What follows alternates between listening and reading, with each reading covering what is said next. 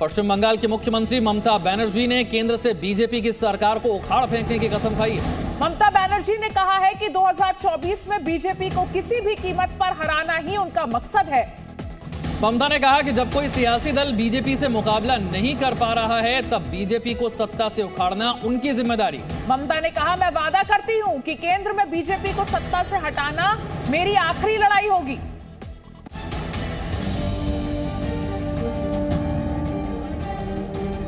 BJP से लड़ने के लिए ममता बनर्जी ने कमर कस ली है।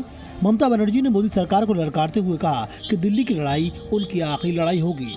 ममता बनर्जी के मुताबिक जब बीजेपी को कोई हरा नहीं पा रहा है तो वो इसकी जिम्मेदारी उठाने के लिए तैयार हैं।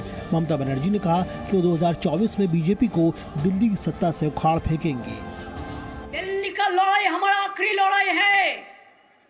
बीजेपी को हटाना, बंगला को तो हम लड़ते हैं। लोन देने वाले आपकी मदद नहीं करते, वो लाभ कमाने के लिए देते हैं।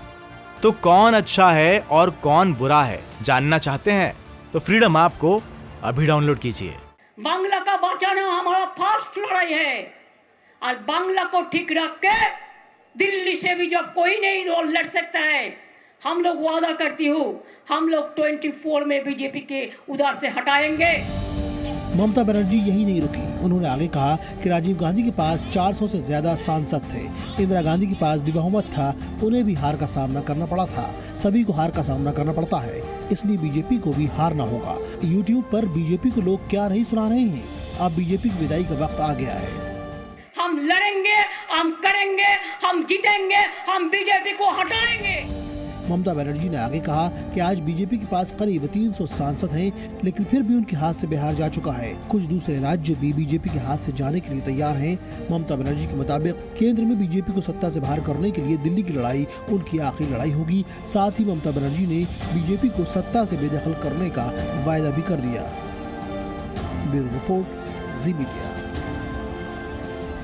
लोन देने वाले आपकी मदद नहीं करते, वो लाभ कमाने के लिए देते हैं। तो कौन अच्छा है और कौन बुरा है जानना चाहते हैं तो फ्रीडम ऐप को अभी डाउनलोड कीजिए।